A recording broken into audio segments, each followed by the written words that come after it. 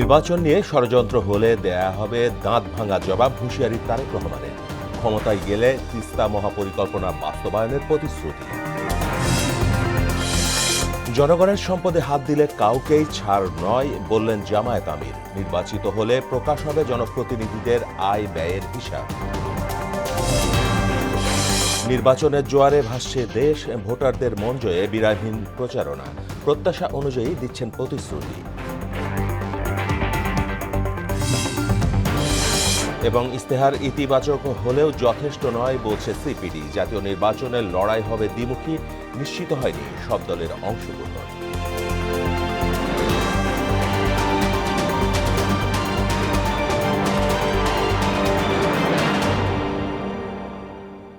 আসসালামু আলাইকুম, স্বাগত মোহনা সংবাদে। এতক্ষণ শুনছিলেন শিরোনাম, পুরো সংবাদে সঙ্গে আছি মাহমুদ হোসেন। ক্ষমতায় গেলে তিস্তা মহাপরিকল্পনা বাস্তবায়ন করার প্রতিশ্রুতি দিলেন বিএনপি চেয়ারম্যান তারেক রহমান। দুপুরে নীলফামারীতে জনসভায় অংশ নিয়ে তিনি বলেন, কর্মসংস্থান বাড়াতে প্রশিক্ষণ কেন্দ্র গড়ে তোলা হবে।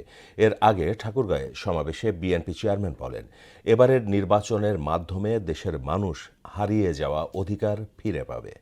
প্রতিনিধিদের তথ্যে তাহসিন তারিনের প্রতিবেদন। জাতীয় নির্বাচনের আগে শেষবারের মতো রাজধানীর বাইরে শনিবার ঠাকুরগাঁও, নীলফামারী ও দিনাজপুরে নির্বাচনী সমাবেশে অংশ নেন বিএনপি চেয়ারম্যান তারেক রহমান। তার আগমন ঘিরে জনসমুদ্রে পরিণত হয় সমাবেশস্থল। দিনাজপুরে নির্বাচনী জনসভায় অংশ নিয়ে তারেক রহমান বলেন, এই অঞ্চলের উৎপাদিত কৃষিপণ্য বিদেশে রপ্তানির উদ্যোগ নেবে বিএনপি। জগৎ বিখ্যাত এলাকার কাঠারিভোগ চাল, এই চালকে আমরা পৃথিবীর আনাচে কানাচে রফতানির মাধ্যমে পৌঁছে দিতে চাই। আপনারা কি চান? ইনশাআল্লাহ আমরা সেই কারখানা এখানে তৈরি করতে চাই। এর আগে দুপুরে নীলফামারীতে জনসভায় অংশ নেন তারেক রহমান। এই সময় তিনি বলেন, বিএনপি ক্ষমতায় গেলে তিস্তা ব্যারেজের কাজ দ্রুত সময়ের মধ্যে শুরু করা হবে। আগামী বিএনপি সরকারের অন্যতম প্রধান কাজ হবে যত দ্রুত সম্ভব এই তিস্তা ব্যারেজ মহাপরিকল্পনার কাজ শুরু করা। আগামী 12 ফেব্রুয়ারি নির্বাচন নিয়ে ষড়যন্ত্র হলে দাঁত ভাঙা জবাব দেওয়া হবে বলেও হুঁশিয়ারি দেন বিএনপি চেয়ারম্যান তারেক রহমান। আজকে আমি দ্ব্যর্থহীন কণ্ঠে পরিষ্কার ভাবে বলে দিতে চাই, বাংলাদেশের কোন ভোটারকে যারা ভয় দেখাবে, যারা তাদেরকে বিভ্রান্ত করার চেষ্টা করবে, ইনশাআল্লাহ কারো সাথে যদি অন্যায় হয়ে থাকে আমরা সেই ব্যবস্থা গ্রহণ করব অন্যায়কারীর বিরুদ্ধে। সকালে ঠাকুরগাঁওয়ে নির্বাচনী জনসভায় যোগ দিয়ে পঞ্চগড় ও ঠাকুরগাঁওয়ে চিনিকল, তাঁতশিল্প গড়ে তোলা এবং মেডিকেল কলেজ ও বিশ্ববিদ্যালয় স্থাপনের প্রতিশ্রুতি দেন তিনি। কৃষির সাথে সম্পর্কিত যত শিল্প আছে সেই সকল শিল্প কলকারখানা আমরা এই সমগ্র এলাকার মধ্যে গড়ে তুলতে চাই। বিএনপির চেয়ারম্যান আরো বলেন, ধর্ম নিয়ে কাউকে বিচার করা হবে না। বিএনপি ক্ষমতায় গেলে যত দ্রুত সম্ভব ঠাকুরগাঁও এয়ারপোর্ট চালু করা হবে। বিএনপি আগামী 12 তারিখে নির্বাচনের সরকার গঠন হলে যত দ্রুত সম্ভব আমরা এই এলাকার এয়ারপোর্ট ইনশাআল্লাহ চালু করব। এই সময় ঠাকুরগাঁওয়ের 3টি আসনের বিএনপির প্রার্থীদের পরিচয় করিয়ে দেশবাসীকে ধানের শীষে ভোট দেওয়ার আহ্বান জানান তারেক রহমান। আমি কি এই মানুষগুলোকে আপনাদের হাতে দিয়ে যেতে পারি? ইনশাআল্লাহ। তাহসিন তারিন, মোহনা সংবাদ। বিএনপির ইস্তেহারকে ভেঙে পড়া রাষ্ট্র ব্যবস্থার পুনর্গঠনে একটি পূর্ণাঙ্গ পরিকল্পনা হিসেবে উল্লেখ করেছেন দলটির নির্বাচন পরিচালনা কমিটির মুখপাত্র মাহাদি আমিন। আর বিএনপি রাষ্ট্র পরিচালনার দায়িত্ব পেলে কড়াইল বস্তিবাসীদের আবাসনের ব্যবস্থা করার কথা বলেন চেয়ারপারসনের উপদেষ্টা আমানুল্লাহ আমান। রাজধানীতে পৃথক অনুষ্ঠানে তারা এসব কথা বলেন। তানজিদ ভুঁইয়ার প্রতিবেদন। বিএনপির প্রতিষ্ঠাতা শহীদ প্রেসিডেন্ট জিয়াউর রহমানের জন্মবার্ষিকী উপলক্ষে রাজধানীর ভাসানটেকে ফ্রি মেডিকেল ক্যাম্প আয়োজন করে ডক্টরস অ্যাসোসিয়েশন অব বাংলাদেশ ড্যাব। এতে প্রধান অতিথি হিসেবে উপস্থিত থেকে রোগীদের খোঁজখবর নেন বিএনপি চেয়ারম্যান তারেক রহমানের সহধর্মিণী ডাক্তার জুবাইদা রহমান। এদিকে ভাষার মাস উপলক্ষে জিয়াউর রহমান ফাউন্ডেশন আয়োজিত কড়াইল বস্তির টি&টি কলেজ অডিটোরিয়ামে কোমলমতি শিশুদের মাঝে শিক্ষা উপকরণ বিতরণ করেন জুবাইদা রহমান। ঢাকা 17 আসনে বিএনপি চেয়ারম্যান তারেক রহমানের পক্ষে নির্বাচনী প্রচারণায় অংশ নিয়ে চেয়ারপারসনের উপদেষ্টা আমানুল্লাহ আমান বলেন, বিএনপি ক্ষমতায় গেলে বস্তিবাসীর উন্নয়নে কাজ করা হবে। এই কড়াইল বস্তিকে তাদের পুনর্বাসনের ব্যবস্থা করে তাদের জন্য উন্নত জীবনযাত্রার মান উন্নয়নের জন্য তিনি কাজ করবেন এবং তাদের জন্য স্থায়ী বন্দোবস্ত করবেন, উন্নত মানের বিল্ডিং করে উন্নত মানের জীবনযাত্রা যাতে তারা পরিচালিত করতে পারে সেই লক্ষ্যে তিনি ইতিমধ্যেই ঘোষণা দিয়েছেন। অন্যদিকে গুলশানে দলের নির্বাচন পরিচালনা কমিটির কার্যালয়ে সংবাদ সম্মেলন করেন মুখপাত্র মাহদি আমিন। বলেন, তাদের ইশতেহারে দেশের সব শ্রেণী পেশার মানুষকে অগ্রাধিকার দেয়া হয়েছে। ধারাবাহিক যে রাজনৈতিক সংকট, তার প্রেক্ষিতে ভেঙে পড়া রাষ্ট্র কাঠামোকে নতুন করে সাজানোর জন্যই এই পরিকল্পনা।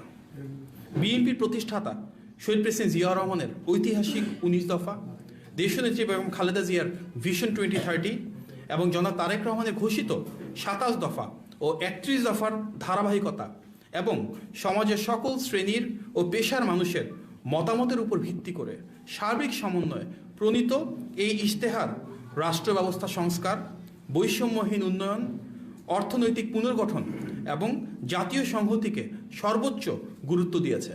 একটি রাজনৈতিক দল পরিকল্পিতভাবে নির্বাচন নিয়ে কারসাজির চেষ্টা করছে বলেও অভিযোগ করেন মাহদি আমিন।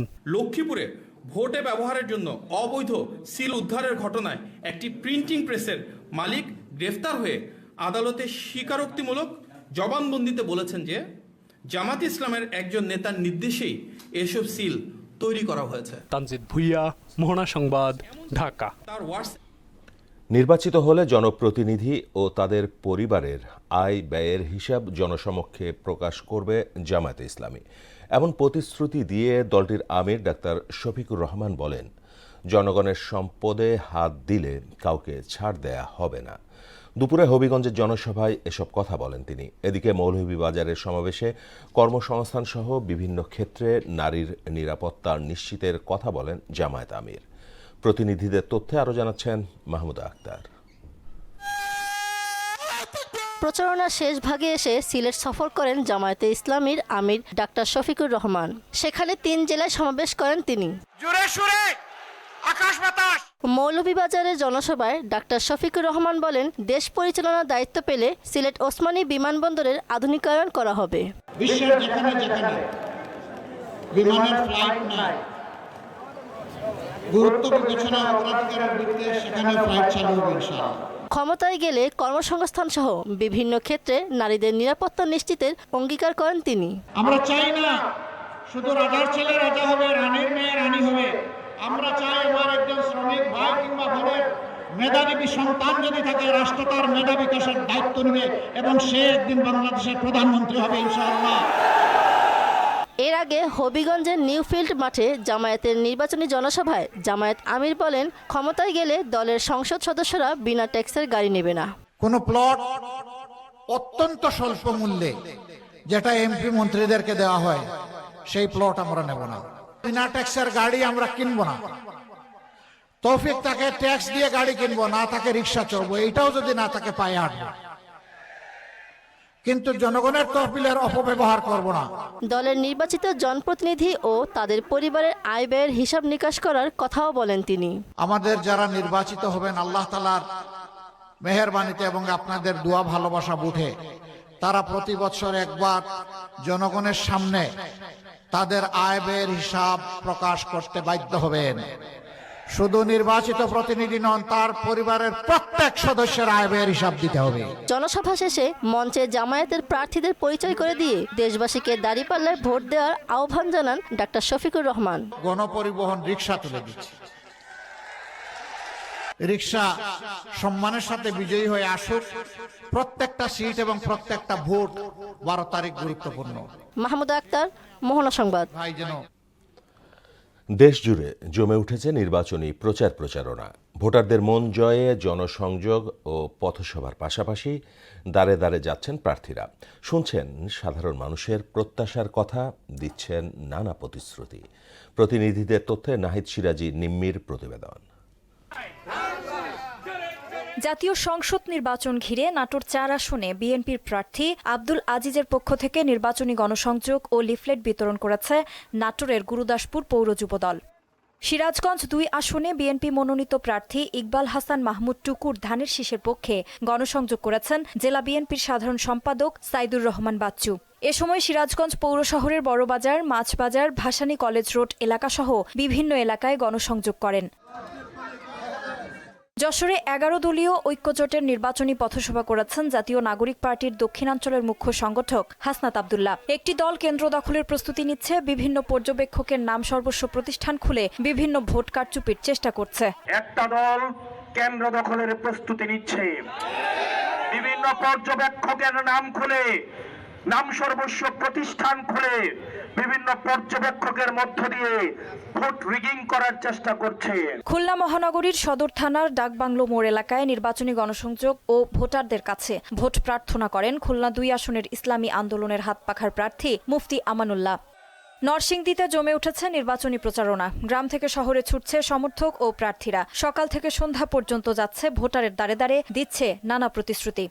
নওগাঁর মান্দা উপজেলার তেঁতুলিয়া ইউনিয়নে বিএনপির নেতাকর্মীরা ধানের শীষের বিজয় নিশ্চিত করতে নির্বাচনী গণসংযোগ ও পথসভা করছে।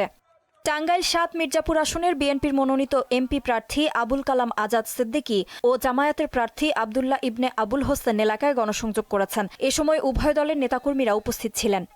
নির্বাচনকে সামনে রেখে শেষ মুহূর্তে জমে উঠেছে জয়পুরহাট 2 আসনের নির্বাচনী প্রচারণা। ভোটের আলাপ আলোচনায় মুখর হয়ে উঠেছেন সাধারণ ভোটাররা। তাদের আকৃষ্ট করতে প্রতিদিনই পাল্টে যাচ্ছে প্রার্থীদের প্রচারণা ও জনসংযোগের ধরন। নাটোরের বড়াই গ্রামে বাংলাদেশ জামায়াতে ইসলামীর মনোনীত প্রার্থী মাওলানা মোহাম্মদ আব্দুল হাকিম দাঁড়িপাল্লার হিসেবে 16 দফা ইশতেহার বাস্তবায়নের মাধ্যমে সুশাসন বাস্তবায়নের প্রতিশ্রুতি দেন। নাহিদ সিরাজি নিম্মি, মোহনা সংবাদ।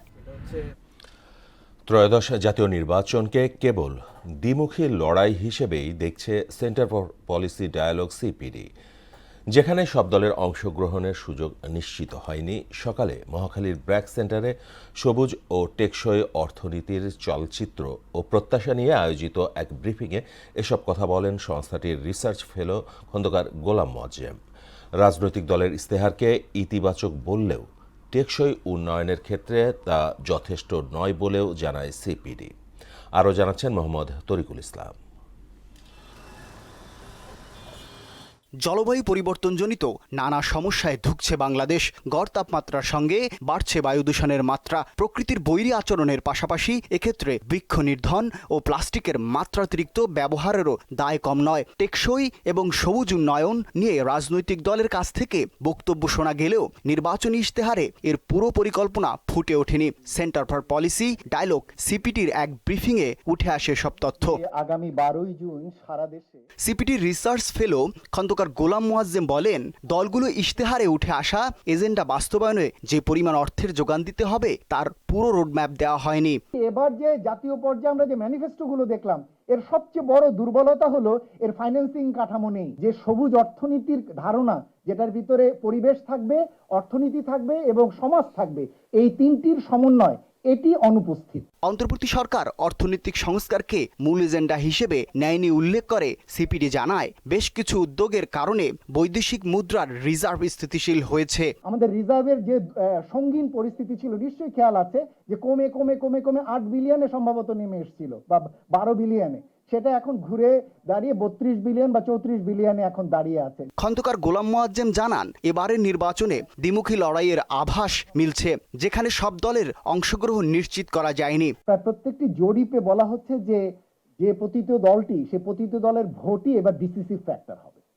এই যে কথাটি পতিত দলের ভোটই ডিসিসিভ ফ্যাক্টর হবে, এটা দিয়ে যেটা বোঝা যায় যে একটা বৃহদাংশের ভোটারকে তার চাহিদা মতো তাকে ভোট করতে দেওয়ার সুযোগ দেওয়া হচ্ছে না। তিনি বলেন, পরবর্তী সরকারের কাছে সাধারণের প্রত্যাশা অনেক। পরিবেশের ক্ষতি হয় এমন কোনো প্রকল্প যেন বাস্তবায়ন না হয়, সে বিষয়ে নতুন সরকারকেই নিশ্চিত করতে হবে। এই দায়িত্বগুলো স্থানীয় সরকার প্রশাসনকে দিলে অনেক সুচারুরূপে ভালোভাবে হতে পারে। মোহাম্মদ তরিকুল ইসলাম, মোহনা সংবাদ, ঢাকা।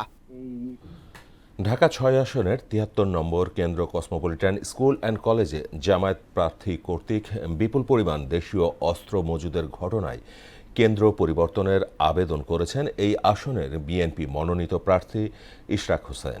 আজ দুপুরে আগারগাঁয়ে নির্বাচন কমিশনে এ বিষয়ে অভিযোগ করেন ইশরাক হোসেন।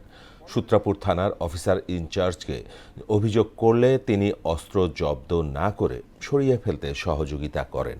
এই ঘটনার প্রেক্ষিতে সূত্রাপুর থানার অফিসার ইনচার্জকে বদলির দাবি জানান তিনি। অভিযোগের প্রেক্ষিতে কমিশন আইন অনুযায়ী কার্যকর ব্যবস্থা নেবেন বলে আশা জানান ইশরাক। কসমোপলিটন স্কুল একটা কেন্দ্রে যদি এই অবস্থা হয় তাহলে তো সেই কেন্দ্র কিভাবে নির্বাচন আমরা করব সেটি একটি বড় প্রশ্ন রয়েছে। তো কেন্দ্র পরিবর্তন সম্পর্কে আমরা আবেদন জানিয়েছি। সূত্রাপুর থানার যিনি ওসি সাহেব আছেন, তো ওনার ব্যাপারে আমাদের এটি একটা সম্মিলিত অভিযোগ এলাকাবাসী সহ আমাদের, কারণ ওনাকে জানানোর পরেও তিনি প্রবেশ করেননি এবং তিনি একটা উইন্ডো স্পেস করে দিয়েছেন, যেই সময়টির মধ্যে ধারণা করা হচ্ছে লাঠিসোঁটার বাইরেও আগ্নেয়াস্ত্র সেখান থেকে বহন করে বের করে নিয়ে যাওয়া হয়েছে। শেষ করব মোহনা সংবাদ, যাবার আগে শিরোনামগুলো আরো।